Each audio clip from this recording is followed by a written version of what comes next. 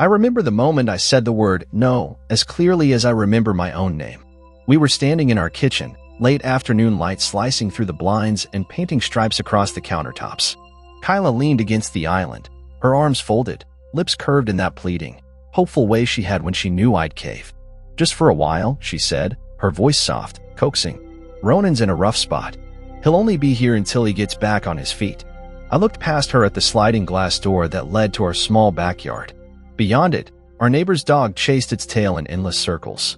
I realized then that I'd seen Ronan's wiles before, endless loops of entitlement, loud laughter that echoed through my childhood home, and a habit of borrowing money, always promising he'd pay me back soon, which never happened. So I met Kyla's eyes, tipped my head back, and exhaled slowly. "No." Her expression shuddered for the barest second before she recited her rehearsed reply. "But he's family." I didn't argue the point.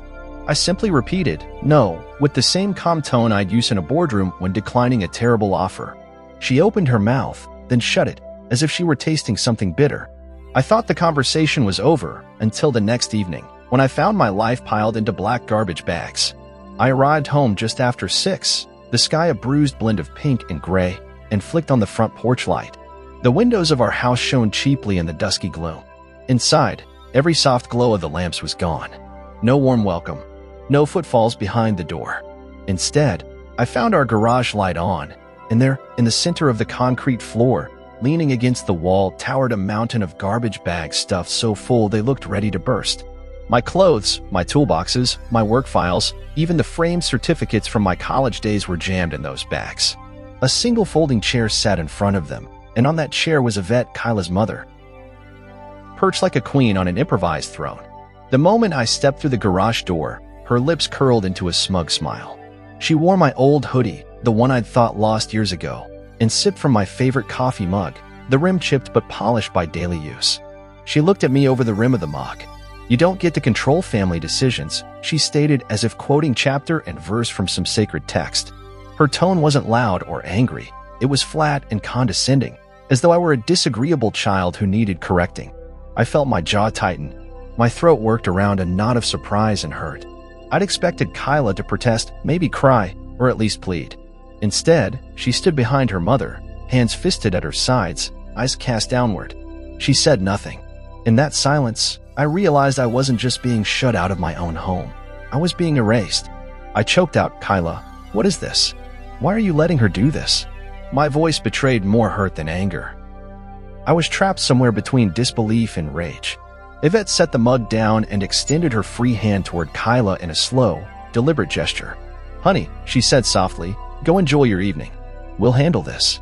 My wife answered me with her silence, her gaze drifting to the floor, then to the garage floor, where my life was bagged and waiting.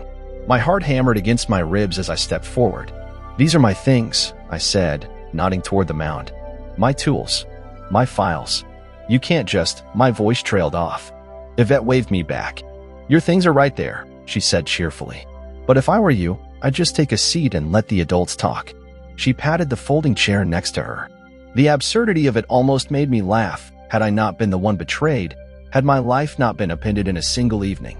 Instead, I swallowed hard and took a seat, the plastic legs of the chair groaning beneath my weight. I stared at the bags.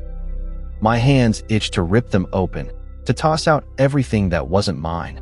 Kyla's dresses, her shoes, any trace of her presence. But I controlled the impulse. I needed answers, not more chaos. So I sat, shoulders hunched, as Yvette perched back in her chair and crossed her legs. She began her litany of grievances as though she were reading from a script. "Your father didn't treat my daughter right. You've been distant. You've been neglectful. And then you refused to help Ronan." Her voice dripped with accusation. I closed my eyes and counted silently. 1 Mississippi, 2 Mississippi. I forced myself to breathe evenly. When she paused for effect, I spoke. "You're in my house," I said quietly. "My home. And you're using my things to make your point. What did you think would happen when you locked me out?" My question echoed in the empty space between us. She tilted her head back, smoothing her lips over her teeth with satisfaction. "Your wife and I decided for you," she said. "You had your chance to be part of the family. You said no. So now you can leave." A second later, I felt Kyla's presence beside me, her shadow, Really, because she stayed behind me on the periphery, unwilling to face me. I didn't turn around. Instead, I stood slowly, the chair scraping against the concrete, and breathed in the air that smelled faintly of gasoline and spilled coffee. I looked at my mother-in-law and said, "Fine, I'll leave, but not before I get my things." My voice was low but steady. Yvette shrugged, as if I were beneath her concern. "They're all there. Your things. Just pack and go."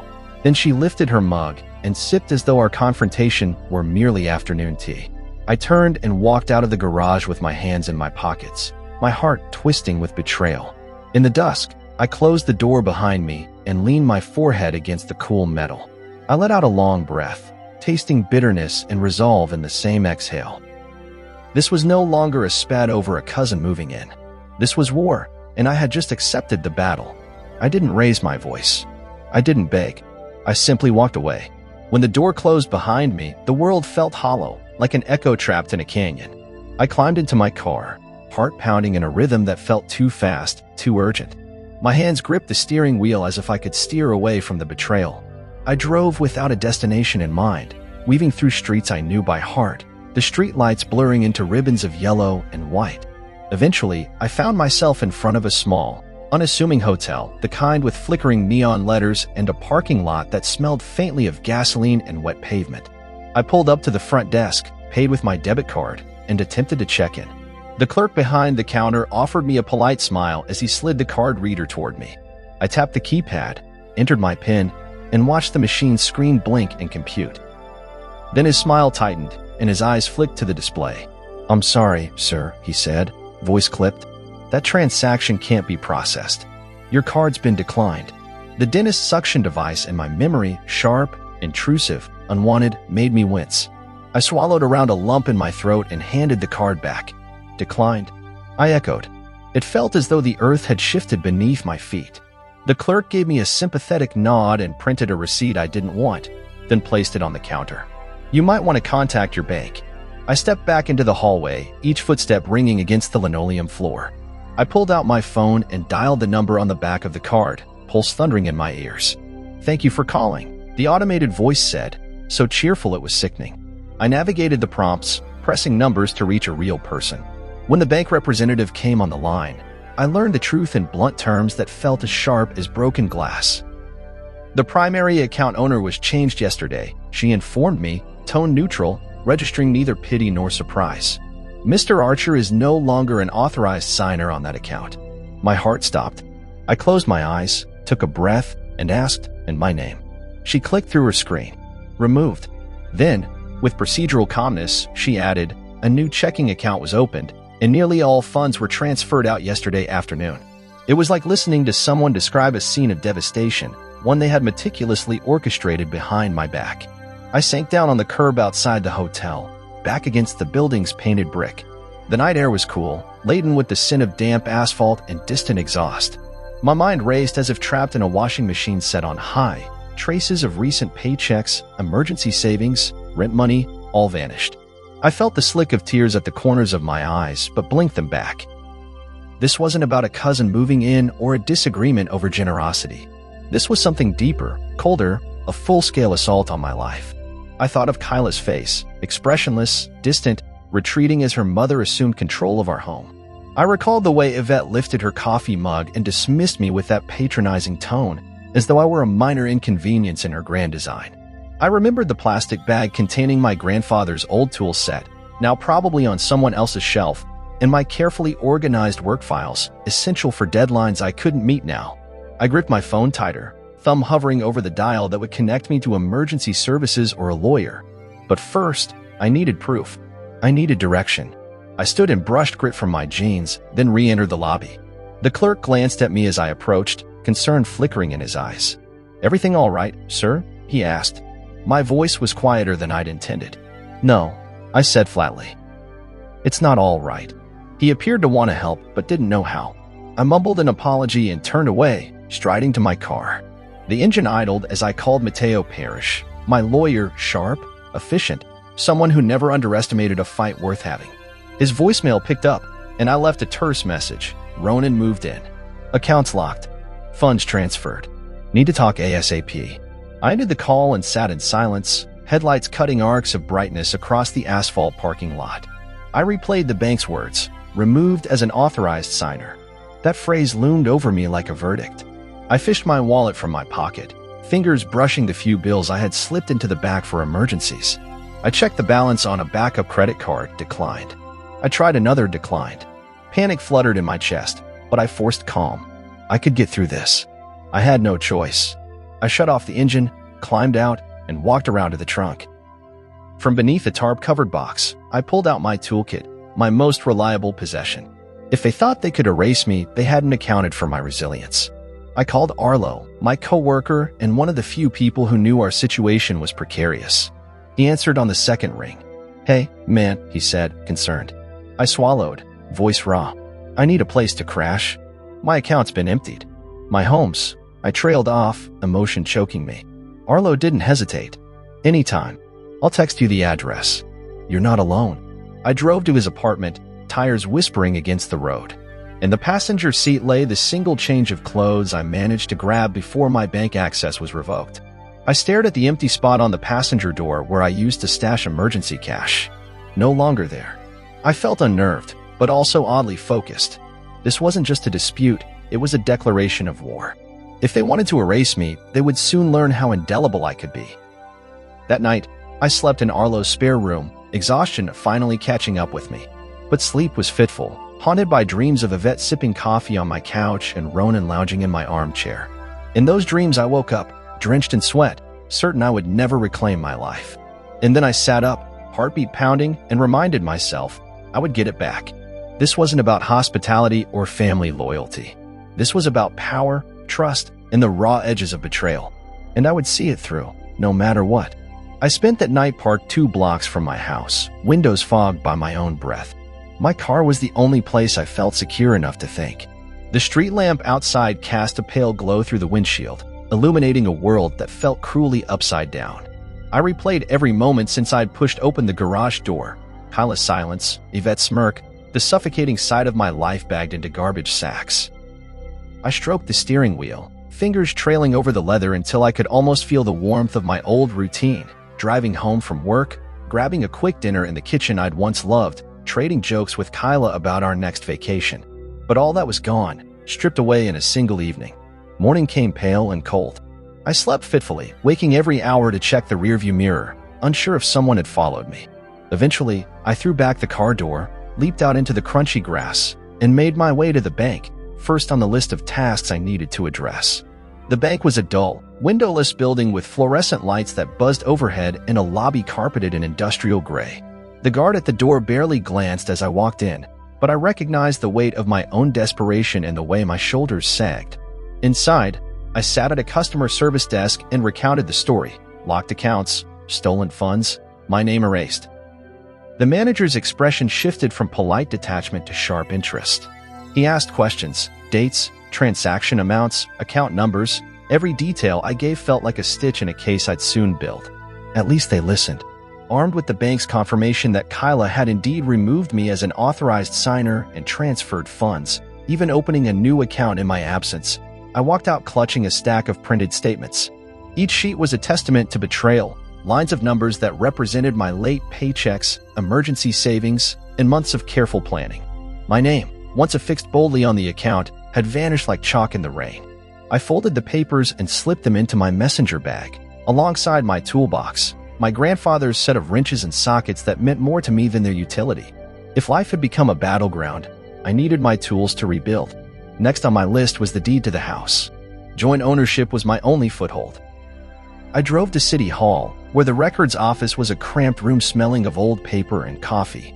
A clerk retrieved the deed: Archer and Kyla Mercer, joint tenancy. The words were a lifeline. I traced my finger under my signature, feeling a surge of relief. At least this ground couldn't be walked away from so easily. With the deed in my pocket, I paused in the corridor, staring down the hallway as if expecting Kyla or Yvette to materialize at the end. No one came. The emptiness echoed, reminding me how alone I was in this fight. I returned to my neighborhood, heart pounding as I pulled up 2 blocks down. Through the tinted windows of their driveway, I saw Yvette's SUV and Ronan's battered truck parked side by side. My pulse thumped so loud I could almost hear it in the hush of the street. I slipped out of my car and padded quietly along the side of the house, crouching low until I found the dining room window. Through the glass, I saw Yvette perched at the head of the table, wearing my hoodie once more, her silver hair illuminated by a shaft of morning light. She sipped coffee from my chipped mug, the steam curling up toward her face. Her gaze met mine through the glass, and she didn't look surprised. She looked triumphant. I swallowed around a knot of rage and fear, then slipped back into the shadows and approached the side door. It was unlocked, of course it was. With a soft creak, I eased it open and stepped into the hallway. The scent of brewed coffee and something I couldn't name, an acrid undercurrent of control, washed over me. I moved silently, nearly invisibly, toward the garage door. Through the glass panes, I could see the garbage bags stacked against the wall. Tools lay scattered on the floor, as though someone had rummaged through and discarded anything of importance. Panic and fury warred in my chest. I forced myself to remain calm, knowing that any impulsive move could cost me my legal advantage. I pushed the door open and stepped inside, the familiar echo of concrete underfoot sending a shock through me. That's when I heard her voice. "I told Kyla you'd come back for this." Yvette stood in the garage's center, hands on her hips, elbow pointed toward the bags. She didn't seem startled that I'd entered uninvited. Instead, she narrowed her eyes and leaned back against the doorframe. "You're still on the deed, so you get to collect your things. I won't keep you from that, but don't think you can stay." My chest tightened. I clenched my fists to keep from shaking. "You think this is fair?" I demanded. "You think I'd ever treat your daughter like this?"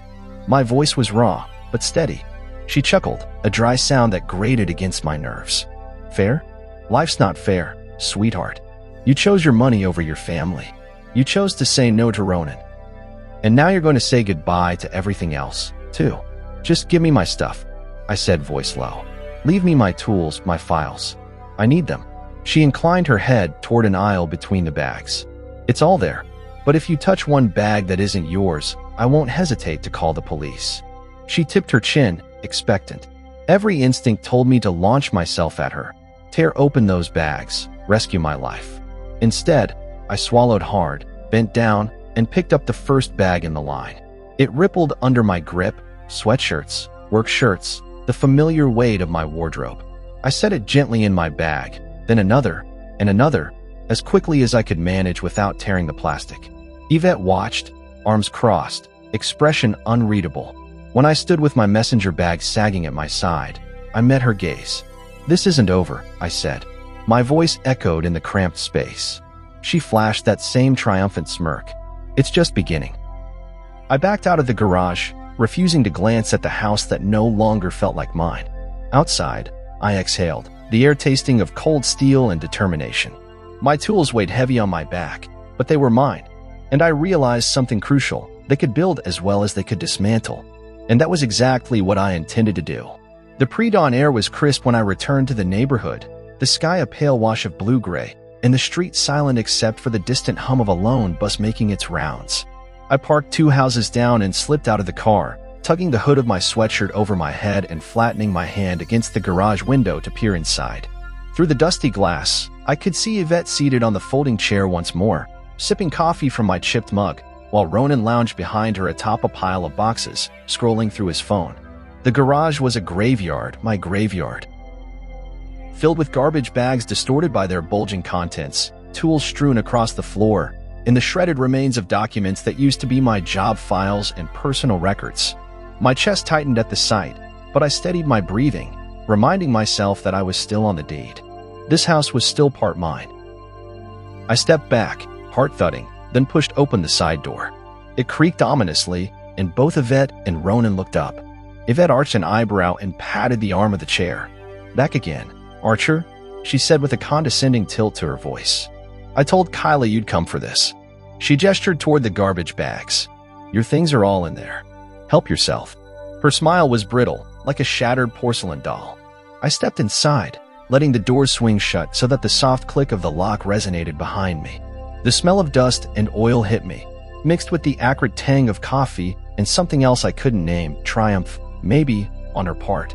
I swallowed down a wave of anger and said, low and measured, "I'm here for my things." My words echoed against the concrete floor. Ronan snickered, but Yvette hushed him with a flick of her hand. I edged past them, scanning the scene, My toolbox, once meticulously arranged, lay open on the floor. My work files had been shredded into illegible confetti. My birth certificate, wrapped in a plastic sleeve, was missing altogether. Thousands of receipts I'd saved, the originals of my engineering certifications, personal letters, all gone or reduced to shreds. The air was thick with the injustice of it, the thoughtless cruelty.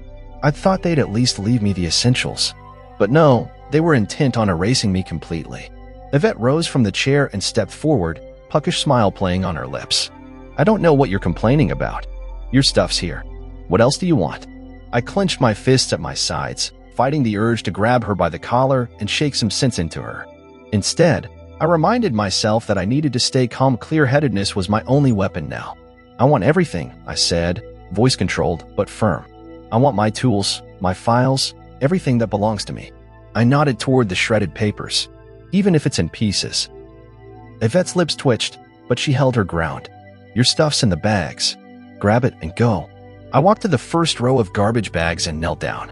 The plastic was thin enough that I could feel the shape of folded shirts and jeans inside. I tugged at the top of a bag and ripped it open, the plastic tearing with a harsh snap. Cotton and denim tumbled out. I gathered the clothing and folded it hastily, stuffing it into the duffel bag I'd brought with me. Next, I rifled through another bag full of random household items, picture frames, spare cables, an extra laptop charger. Nothing crucial. I set them aside in neat piles. Halfway through, Ronan rose to lean over my shoulder, his breath hot and sour. Finding what you need, he taunted. I didn't look at him. Yvette stepped forward. Ignore him, she said, voice soft but venomous. He can't help himself. I continued sorting through the bags, reaching for a familiar shape, my toolbox. Relief surged as I lifted it free, feeling the cool metal in my hands. I carried it to the side, then returned for more. The frustration built as I encountered bag after bag of ruined items. My carefully preserved engineering notebooks, now damp and stained. My tax returns, shredded into tiny strips. My grandmother's quilt, cut into scrap pieces. I'd taken such care to protect these things, yet here they were, desecrated.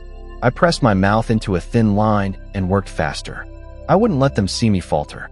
At last, I approached the final section of the garage, where the larger items had been placed. The old workbench I'd built, the garden supplies I used for weekend projects, and a few boxes bearing the faint handwriting of my mother. When I pried open one of those boxes, I found remnants of family photos, now stained and curling. My childhood, my wedding day, family vacations. I felt my vision blur but blinked hard, fighting the sting of tears. These were sacred to me. I bundled the photos carefully in a plastic sleeve I carried in my coat pocket. I stood up, shoulders heavy with the weight of both my duffel bag and emotional devastation. I met Yvette's gaze, trying to convey in my eyes the enormity of her betrayal. Her expression stayed smug, but I thought I saw a flicker of something, regret, maybe, or guilt, before she masked it. I paused, breathing deeply, and said, "You knew some of this you couldn't just throw away. You knew they were important documents." I nodded toward the shredded papers. "You had to shred everything to feel like you'd won." She shrugged, as if swatting a fly. "I wanted to make sure you felt unwelcome." Her tone was triumphant. Mission accomplished. My blood roared in my ears. I closed my eyes for a moment to calm the storm inside. When I opened them, I spoke in a quiet voice. "This isn't over. I'm going to undo every last bit of this." Yvette rolled her eyes, but something in her posture slackened. I slung the duffel over my shoulder and hefted the toolbox in my other hand. Each step back toward the door felt like reclaiming a piece of my dignity. I stopped at the threshold and said, "If you touch my property again, I will press charges. You understand me?" She dipped her chin dismissively. "Do what you like." I exited the garage, the doors swinging shut behind me with a thud that echoed like a promise. Outside, the morning had brightened into a clear spring day, birds singing in the trees, a cruel contrast to the devastation inside. I hoisted my bag and toolbox into the back of my car, then stretched, feeling the muscle memory of every tool, every document, beginning to stir. I slid into the driver's seat, doors locked, and pressed my forehead against the steering wheel. I let out a long breath, tasting both sorrow and resolve. They had tried to erase me. They had failed.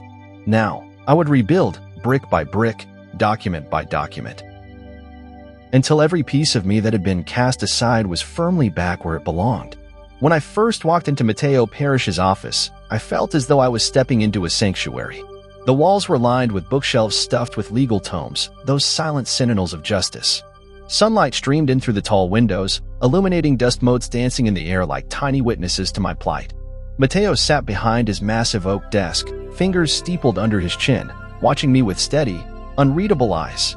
He looked unremarkable at first glance, mid-30s, salt and pepper hair, a suit that fit just a touch too loosely, but there was an unmistakable sharpness there, a pragmatism that had earned him his reputation as a razor-sharp litigator. He nodded once as I closed the door behind me.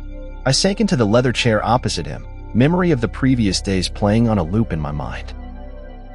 The stolen night spin in my car, the cold realization at the bank that my name had been erased, the sight of Yvette in my home wearing my hoodie. I exhaled and began. "Everything's gone," I said, voice tight.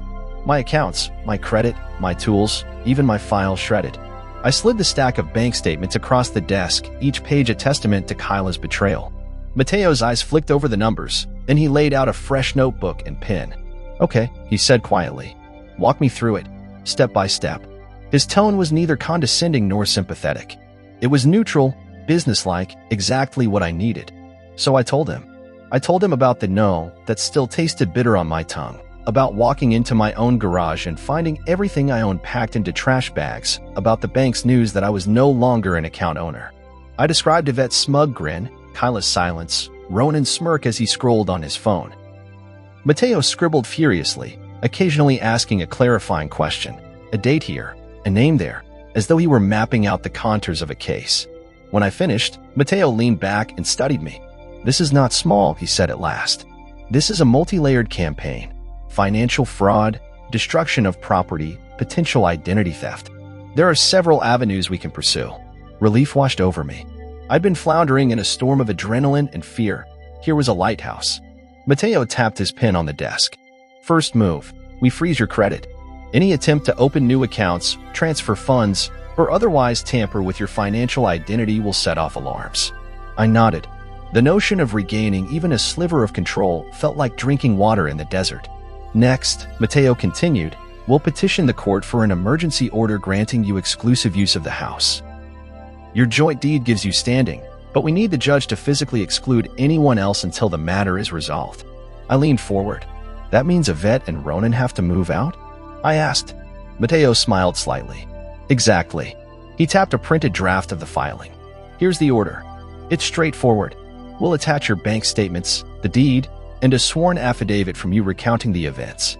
I traced the bold lines of the heading. "In the Circuit Court of County, Petitioner, my name." The words felt empowered, a shield against the war they declared. He set the draft aside and tapped another page. "Then we'll seek a court order for the return of your personal property, documents, electronics, family heirlooms. We'll cite the statutes on conversion and destruction of personal property." My stomach tightened at the thought of forcing them to hand over my things, but I relished the promise of retrieving my identity papers and file backups. "What about the files that are shredded?" I asked. Mateo's expression hardened. "We'll include that as evidence of willful destruction. The court can compel them to produce any remaining originals, birth certificate, work contracts, insurance policies, or we'll obtain duplicates through official channels. We'll chain every shred into your case." His final point was delivered low, a caution. "You must avoid direct contact. Let me handle communication. Any threat or confrontation on your part will undermine our case." I nodded, relieved to hand over the burden of negotiation. I'd wanted to storm the house armed with my toolbox, but Mateo's calm rationale reminded me that brute force wasn't my ally here. He stood and offered me a folder with copies of all the filings. "We file these today, you sit back and wait for the hearing. It'll likely be scheduled within days given the emergency nature." I shook his hand, feeling the strength of his grip. "Thank you," I said, and meant every word. As I stepped out of his office, the late afternoon sun was low in the sky, painting the city in gold and shadow. For the first time in days, I felt hope rather than anger. That evening, as I sat in a cheap motel room with a takeout container of food, I unpacked the folder. The legalese blurred at the edges, but each sentence resonated. Prayer for relief, order granting exclusive use, notice of hearing. I texted Arlo that I wouldn't need his couch tonight. I had a plan. I placed a call to a credit monitoring service to enact the freeze. The automated voice confirmed that no new credit could be opened in my name. I allowed myself a small smile, vital progress. I imagined Yvette reading the summons, picturing the shock on her poised features when the sheriff arrived to serve her papers. I envisioned Ronan's smug expression curdling into disbelief as he realized he could be removed from the home, a home he never earned the right to. And Kyla. I didn't know where Kyla stood anymore. Whether she would crumble with guilt or fortify her resolve against me. That was her choice, not mine. I powered down my phone and stared at the ceiling, fatigue pulling at my eyelids. I thought of my dog, Liberty, waiting somewhere for me. I thought of the quiet mornings I'd once spent on our front porch, coffee in hand, planning the next phase of my life with Kyla by my side. All that felt distant, almost unreal. But now I had something solid, a legal mandate, a clear path back to the life that had been stolen. Tomorrow, I'd show up at the courthouse in a crisp shirt and tie, carry my evidence to the bench, and demand what was mine. Mateo would speak, the judge would listen, and they'd issue an order that would turn the tables. The fire Kyla started in my life would be extinguished by the rule of law, and the flames would expose the truth that I would never be erased. I settled into the worn but welcoming couch at Arlo's apartment, the cushions still bearing faint imprints of his Saturday night gaming marathons. The television glowed silently, paused on last night's game, but my eyes were fixed on the ceiling, tracing cracks I'd never noticed before. Even here, in this temporary refuge, I couldn't shake the tension knitting through my shoulders. My phone buzzed on the coffee table, its screen showing blocked number in dull gray letters. Every instinct told me to ignore it. Blocked meant trouble, but I needed to know who was calling me now. I tapped the answer button and held the phone to my ear. A distorted laugh crackled through the speaker, harsh and mocking. "You can stop crying now," came Ronan's voice, colder than I'd ever heard it. My heart hammered. Every nerve in my body tightened. "Kyla's done with you," he continued, amusement lacing each syllable. "We all are." He paused, let me absorb the sting of his words, then leaned in, as though sharing a secret. "Oh, and your laptop? You might want to change your passwords. Some of your work stuff's real interesting to look at." The line clicked before I could respond. I stared at the phone as if it were a rattlesnake, venomous and unexpected. My breath caught in my throat, a mix of anger, fear, and disbelief swirling in my chest. I slipped the phone into my pocket and leaned forward, pressing my elbows into my knees. The fluorescent light above flickered, and for a moment the room felt suspended between shadows. Arlo glanced up from his game controller. "Everything okay?" he asked, concern evident in his tone. I forced a nod, but the tremor in my hands betrayed me. "It's Ronan," I said softly.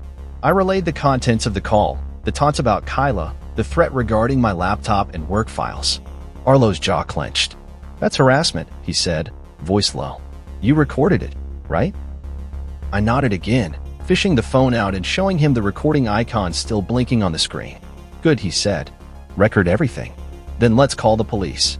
I appreciated Arlo's steadfast presence. In this whirlwind of deceit and betrayal, he offered a calm harbor. Together, we drove to the local precinct, its brick facade squat and unassuming, a stark contrast to the turmoil raging in my mind. Inside, the air smelled of institutional cleaning products and muffled conversation. A uniformed officer motioned us toward a side desk, where a detective leaned back in his chair, studying a file. I explained the situation, my account stripped, my home invaded, now this call suggesting unauthorized access to my personal and professional data. I handed over my phone, and with trembling fingers, played the recording. The detective's expression hardened as Ronan's mocking tone filled the cramped interview room. "Harassment," he confirmed. "Intentional, targeted, and documented. We'll file a report." He scribbled details into the computer, clicking submit with finality. I felt a measure of relief, as though the weight on my chest had lifted slightly. But I knew the threat was real. I wasn't dealing with ordinary squabbles. I was up against people who would cross legal lines without hesitation. We left the station with a case number and a promise that an investigation would follow. But the detective's parting advice echoed ominously. Be cautious. Harassers often escalate when they know the police are involved. Back at Arlo's, I paced the length of the living room, running scenarios through my head. Ronan's words about my laptop gnawed at me. My computer held sensitive project files, client prototypes, emails I couldn't afford to have exposed or tampered with. I powered on the laptop, hands still shaking, and logged in. Everything seemed intact, but that didn't mean someone hadn't left a digital Trojan in the shadows, ready to pounce. I ran a full system scan, held my breath as progress bars crawled across the screen, and then installed every security update I could find. I changed passwords, bank, email, work portals, each new string more complex than the last. When I finished, I felt a brittle sense of security, as though I'd patched a breach in a dam that still threatened to burst. Late that night, as Arlo snored softly on the couch behind me, I sat at his kitchen table, sifting through emails and messages. Among them, a notification from my company's IT department flagged an unauthorized login attempt from an unfamiliar IP address. My blood ran cold. Whoever had called was testing my defenses even while I'd been at the station. I forwarded the alert to Mateo. Within 10 minutes, his reply arrived. File a second report, cyber intrusion. I'll draft a cease and desist letter for immediate service. Don't communicate with them again. I drafted the cyber report online, recounting the attempted intrusion, the stolen financial access, the harassment call. My hands weren't shaking so much now. Adrenaline had given way to steely determination. I attached screenshots of the login alerts, my recording of Ronan's call, and the bank statement showing the unauthorized transfers. With one final click, I submitted it. A confirmation number popped up, case number 347195. This was now a multi-pronged legal offensive, civil, criminal, and digital. When I finally lay down to sleep in the guest bedroom, exhaustion overtook me immediately. My mind swirled with plans, freezing credit, court orders, police reports. But beneath it all lay a single, unbreakable truth. I would not be driven from my life without a fight. My identity, my career, my home were worth that battle, and I had more allies than enemies. Mateo was preparing legal paperwork. The police were investigating. Arlo offered unwavering support. Even my coworkers watched my back. As I drifted into sleep, I pictured Ronan's smug grin replaced by confusion and fear when a judge's gavel brought down an order forbidding him from a 3-block radius, and when police arrived at his door demanding answers about the stolen data. I pictured Yvette's poised composure crumbling under legal scrutiny. I pictured Kyla, wherever she was confronted by evidence of betrayal she could no longer deny. In the quiet of the night, as my breath evened out and my heartbeat slowed, I found a measure of peace. I had transformed from a man stripped bare into one with a strategy, a fortress of legal shields and technological defenses. Ronan's taunts were nothing but noise against the chorus of evidence and procedural justice I was assembling. Tomorrow, I would meet with Mateo again, tighten the screws, and press forward. But for now, I closed my eyes and let the darkness envelop me, certain that the dawn would find me stronger, more resolved, and ready to reclaim every piece of my life. The morning after I filed the cyber intrusion report, the world felt a shade darker, as though the shadows had grown longer overnight. I drove to the office with my heart pounding, each traffic light a new surge of adrenaline. The rows of cubicles greeted me like silent sentinels, the hum of phones and tapping of keyboards a background static I usually found comforting. Today it felt like a countdown. Dana, my manager, appeared at my door before I even reached my desk, her expression polite but tight. "Morning," she said. "Something came up. HR flagged an unusual request for your tax and salary information. They didn't think you made that call. Can you come by later so we can clear this up?" I froze for a moment, realizing the depth of the attack. My enemies weren't content with harassing me at home or wiping out my accounts. Now they were trying to undermine my professional reputation. If they succeeded, I could lose my job, which would crush any hope of financial recovery. I masked my panic behind a calm nod. "Absolutely," I said. "Thanks for letting me know." She offered a small, reassuring smile, one that didn't quite reach her eyes, and excused herself. I closed my office door and sank into my chair, running a hand through my hair. They were building a case against me, against my integrity, by pretending to be me and seeking the very records that would expose my contributions and responsibilities. If they got access to my W-2s, my direct deposit statements, my expense reports, they could fabricate evidence to show I wasn't pulling my weight, that perhaps I wasn't even employed. I pulled out every scrap of documentation I had left. Pay stubs printed weeks ago, utility bills in my name, receipts from business trips, invoices for client work. I opened a fresh spreadsheet on my laptop and began logging every contribution I'd made over the past year, dollar amounts, dates, account numbers, memo lines. Every transaction that showed my mortgage payments, my shared household expenses, even the monthly Venmo transfers I'd made to Kyla for groceries. It was tedious work, but necessary. While I filled in the cells, I realized this dossier could serve two purposes: defend me at work, and bolster my case in court. If they wanted to play dirty, I'd show them I knew every dirty trick, too. By midday, I had a binder stuffed with organized sections: employment verification, financial contributions, IT logs, personal property. Each tab was labeled, each page numbered. I printed multiple copies and thumbed through them as I walked to HR. I spotted Dana in the hallway, talking softly with an HR specialist. They both looked up when I approached. Dana stepped forward first. "Thanks for coming so quickly," she said. "They thought you might be the one who called. HR just wants to verify." I offered her a controlled smile. "Let me explain."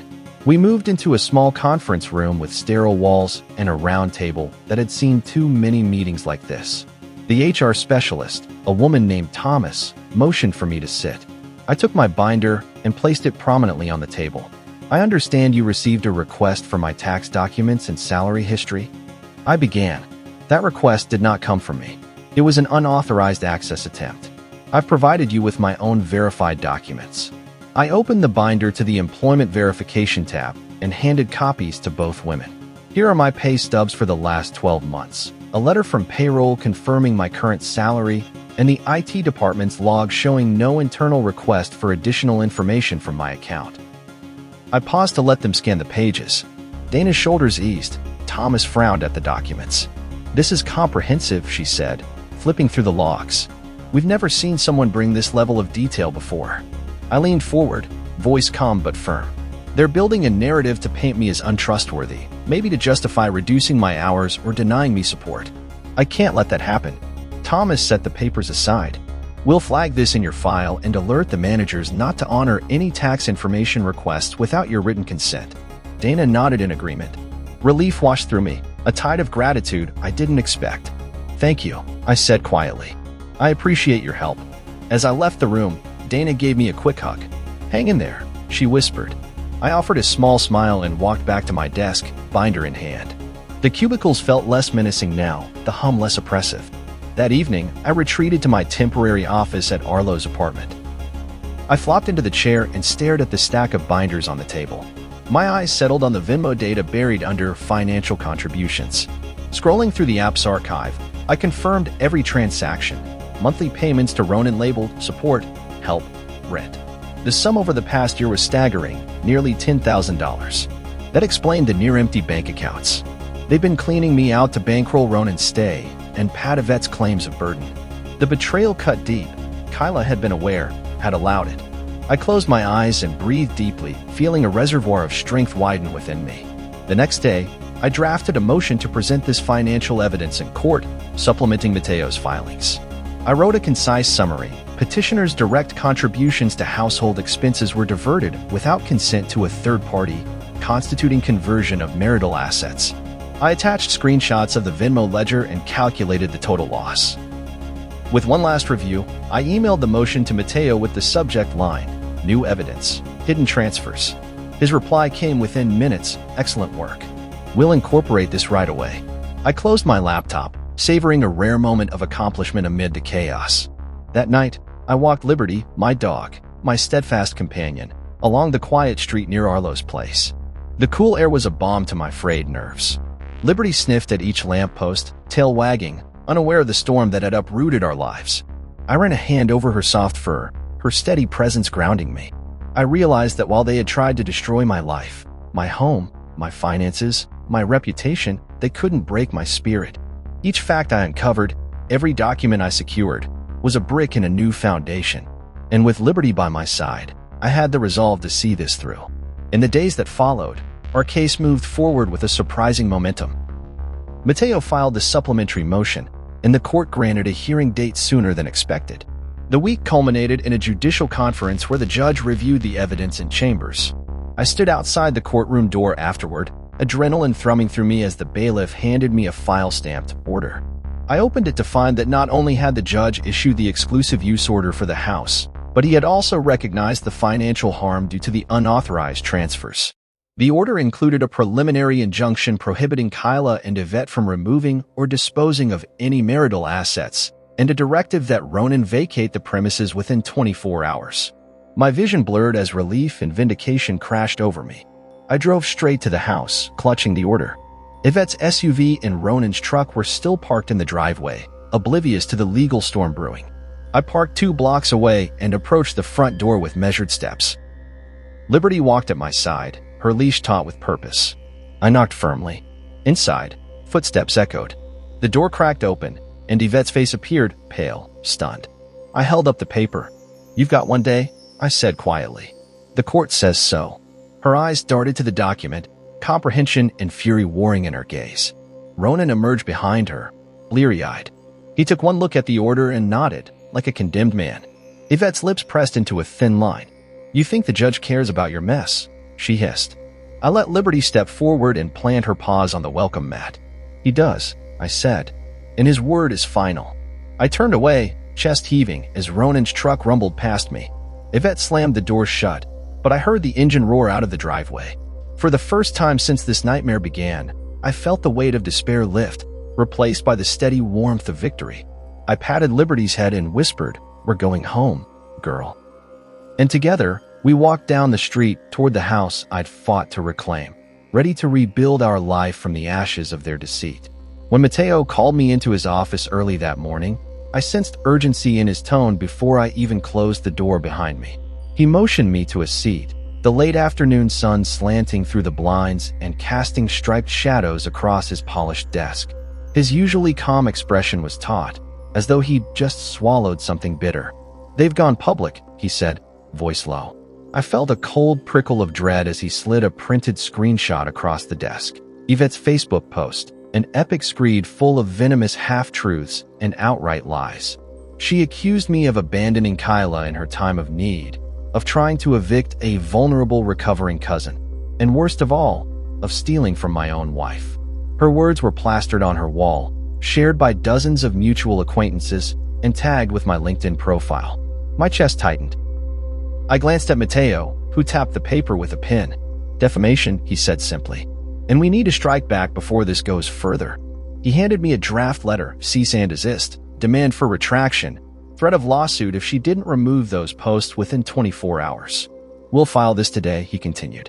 "But you need to consider a more aggressive move, public notice of your own, laying out the facts with supporting evidence." I nodded, heart thumping. The idea of dragging our private nightmare into the spotlight frightened me, but I knew silence would only let the rumors fester. Later that day, I sat at my temporary desk in Arlo's spare room, drafting a concise statement. I had been unlawfully removed from bank accounts, my personal property stolen and destroyed, and false allegations circulated to cover up the real perpetrators. I attached scanned copies of the bank statements, the court order granting me exclusive use of the house, and affidavits from the police confirming the harassment and digital intrusion reports. I prepared it for distribution to my professional network, to HR, to the local community page where Yvette's post had appeared. The words flowed with surprising clarity. The injustice lent them a fierce energy. Before clicking send, I paused, recalling Kyla's face when she'd last seen me. She'd worn indifference like armor, but I suspected guilt still lingered beneath. I reflected on the bond we'd shared, how I'd once believed our partnership unbreakable, and realized that now I fought not just for my reputation, but for the truth itself. I clicked post, my stomach churning, and waited. Within minutes, colleagues reached out in private messages, expressing concern, offering support, assuring me they'd seen the truth in the documents. HR forwarded the statement to all managers. The neighborhood page's moderators removed Yvette's rant and blocked her account. That evening, I received an unexpected phone call from Serena, Arlo's girlfriend. "I saw your post," she said, voice quiet but steady. "I want you to know that video they posted, of you arguing with Kyla, was heavily edited. You were frustrated? Yes, but never violent. I have the full footage." My heart pounded as she described how Kyla had spliced the recording to cast me in the worst possible light. Serena offered to share the uncut version as evidence. Within an hour, I downloaded the file, a 30-minute clip that showed the genuine context. My calm protest, Kyla's interruptions, Ronan's interjections. The piece de resistance I hadn't known I needed. I emailed the full video to Mateo along with my statement, asking him to file it as evidence in our defamation case and to send it to the court and to local news outlets if necessary. As I hit send, a sense of vindication washed over me. They'd tried to smear my name, undermine my career, and erase my contributions, but I turned their smears into proof of their deception. The digital battlefield had shifted in my favor. That night, as I lay in Arlo's guest room, I felt a weary surge of hope. The next moves would be strategic legal filings and, if required, public outreach. But for the first time, I knew the truth would prevail, and that the web of lies they spun would unravel under the weight of evidence and integrity. When I walked into the courthouse that morning, the marble steps felt impossibly cold beneath my polished shoes, a silent reminder that justice could be as frigid as it was powerful. I adjusted my tie, squared my shoulders, and stepped through the heavy doors into the hushed grandeur of the lobby. Gavel strikes and echoing voices drifted from the courtrooms ahead, mingling with the distant hum of fluorescent lights overhead. My heart thumped in my chest, not from nerves, but from a fierce sense of purpose. Today, I would reclaim my home and expose the criminal living within its walls. Mateo met me at the entrance to Judge Harper's courtroom, briefcase in hand and a reassuring nod on his face. We exchanged a quick glance, no words necessary. He had prepared me for this moment, laying out the strategy to file our motions for harassment, defamation, and, most decisively, Ronan's parole violation. I reached into my suit pocket and gave my folder of evidence a firm squeeze.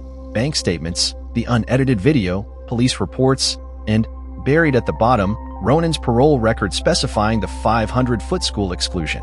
Our home sat 3 houses down from Maple Grove Elementary. The violation was undeniable. Inside, the judge's bench sat elevated, its polish wood gleaming under soft lighting. I took the stand when called and recited the facts succinctly. My joint deed, the account theft, the invasions of privacy, culminating in Ronan's unlawful residence so close to the school. The courtroom was attentive, the judge's eyebrows arching when I handed over the signed parole documents. Mateo had already laid the groundwork, a temporary injunction barring Kyla and Yvette from contact, but this was the moment to seal Ronan's fate. When Mateo presented Ronan's official record, the prosecutor leaned forward, eyes narrowing in interest. The judge read quietly, then looked up. "Mr. Mercer," he said, voice calm but authoritative, "this is a clear breach of parole conditions." He tapped the paper thoughtfully. "I intend to issue an order for immediate removal of Mr. Ronan from the premises and direct law enforcement to take him into custody." Relief surged through me as the judge's words echoed in the room. I felt Liberty's presence at my side, her gentle nudge against my pant leg as though celebrating with me. Kyla sat a few rows back, flanked by Yvette, both in somber attire. Kyla's expression was a mix of shame and defiance, though her eyes betrayed uncertainty. She met my gaze for an instant. No apology, but an unspoken understanding that her complicity had finally been exposed. Yvette's lips pressed into a thin line, her eyes flicking away as though she had crumbled the moment reality struck. The bailiff stepped forward, eyes locked on the doors, ready to execute the order. Outside, Ronan sat at a defense table, shoulders slumped, pride drained from his posture. When the bailiff read the judge's directive, Ronan rose, hands cuffed behind his back, without a single protest. The courtroom gasped softly as he was let out, head bowed, eyes flicking toward me with a mixture of resentment and defeat. I exhaled, a long breath that released weeks of tension and fear.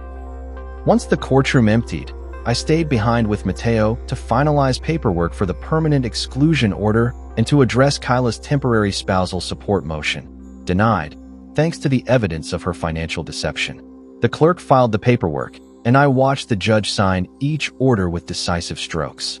My name, my house, and my peace had been vindicated by the very system they had tried to manipulate. As I stepped back into the sunlight outside the courthouse, I felt lighter, as though a great weight had lifted from my shoulders. Liberty bounded alongside me, tail wagging in joyous arcs.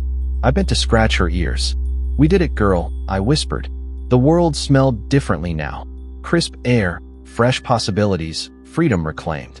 Later, I drove straight to the house, this time with a spare key I'd secured weeks earlier.